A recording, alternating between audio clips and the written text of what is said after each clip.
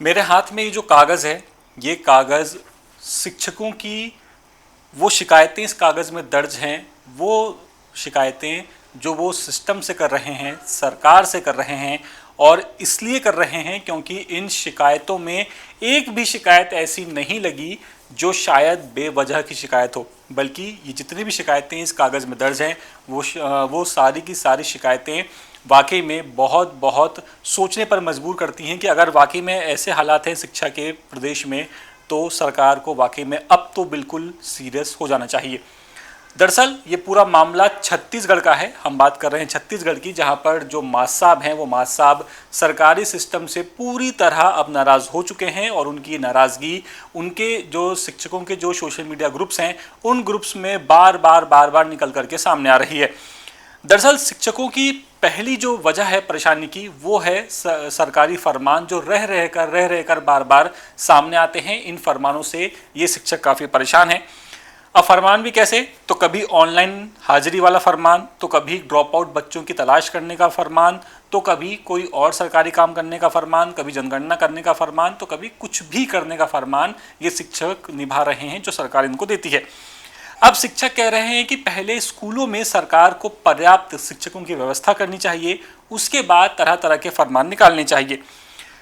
जैसा कि मैंने आपको बताया कि शिक्षकों की जो शिकायतें हैं वो उनके सोशल मीडिया पर जो ग्रुप बने हुए हैं उन ग्रुपों में सामने आई है। इसके बाद इनका ये भी कहना है शिक्षकों का कि नया शिक्षा सत्र शुरू हो चुका है, लेकिन स्कूलों में अभी भी शिक्षकों की भारी कमी है। इसके अलावा सरकार शिक्षा में नए नए प्रयोग कर रही है। इन प्रयोगों से शिक्षकों को जो शिक्षक हैं उन्हें कोई प्रॉब्लम नहीं है, कोई परेशानी नहीं है। इनका सिर्फ ये कहना है कि पहले सरकार खाली जो पद पड़े हुए हैं शिक्षकों के, उन पदों को भर दे, उसके बाद अपने नए नए फरमान निकालती रहे। अब ये आरोप भी लग रहे हैं शिक्षकों की तरफ से कि प्रदेश में, छत्तीसगढ़ में कई माध्यमिक और हाई स्कूल ऐसे हैं जहां आज भी 2 शिक्षक या फिर 1 शिक्षक पूरी व्यवस्था को संभाल रहे हैं, और इन्हीं 1 या 2 शिक्षकों के ऊपर बच्चों को पढ़ाने का भी जिम्मा है, स्कूलों के जो दूसरे काम हैं उनको करने का भी जिम्मा है, और तो और जो सरकारी फरमान निकलते हैं उन फरमानों को भी कंप्लीट करने का जिम्मा इन्हीं शिक्षकों के ऊपर है। इसके अलावा बात ये भी सामने आई कि माध्यमिक विद्यालयों में कम से कम 4 शिक्षक, हाई स्कूलों में प्रधानाचार्य के साथ साथ 6 व्याख्याता, और उच्चतर माध्यमिक विद्यालयों में प्रधानाचार्य के साथ साथ 17 व्याख्याताओं की व्यवस्था अनिवार्य की जाए, ऐसा कहा है शिक्षकों ने। इनका ये कहना है कि बिना संसाधन बढ़ाए सिर्फ टाइम टेबल बदल देने से काम नहीं चलेगा, सरकार को संसाधन भी बढ़ाने पड़ेंगे, और शिक्षक का जो बोझ है वो बोझ बच्चों की पढ़ाई का अगर हो तो बेहतर है, ना कि कोई और काम का, कोई और फिजूल काम का, ऐसा इनका कहना है। अब एक बात और जो यहाँ निकल करके सामने आई, जो थोड़ी सी आप तय कीजिए कि ये बात बिल्कुल सही है या गलत। शिक्षकों ने जो शनिवार की जो अटेंडेंस है, शनिवार को जो इनको स्कूल बुलाया जाता है, उसका विरोध किया है। और विरोध क्यों किया? विरोध इसलिए किया क्योंकि ये कह रहे हैं शिक्षक कि इन्हें सिर्फ 1 दिन मिलता है, बैंक हो, कोई दूसरा सरकारी काम हो या कोई और काम हो, उस काम को करने के लिए, क्योंकि शनिवार को ज़्यादातर वर्किंग डे रहता है ज़्यादातर सरकारी कार्यालयों में। ऐसे में अगर ये शनिवार को भी स्कूल जाएंगे तो इनके वो वाले काम, जो दूसरे काम हैं, इनके वो काम नहीं हो पाएंगे, ऐसा इनका कहना है। इसीलिए ये लोग शनिवार की जो अटेंडेंस है इनकी, उसका विरोध कर रहे हैं कि शनिवार को इनको उस अटेंडेंस से छूट दी जाए या फिर छुट्टी दी जाए। सीधे सीधा आप समझ लीजिए, ऐसी बात है। अब यहाँ पर बात आती है कि इस पूरे मामले पर जो विशेषज्ञ हैं, जो शिक्षा विशेषज्ञ हैं, वो क्या कहते हैं।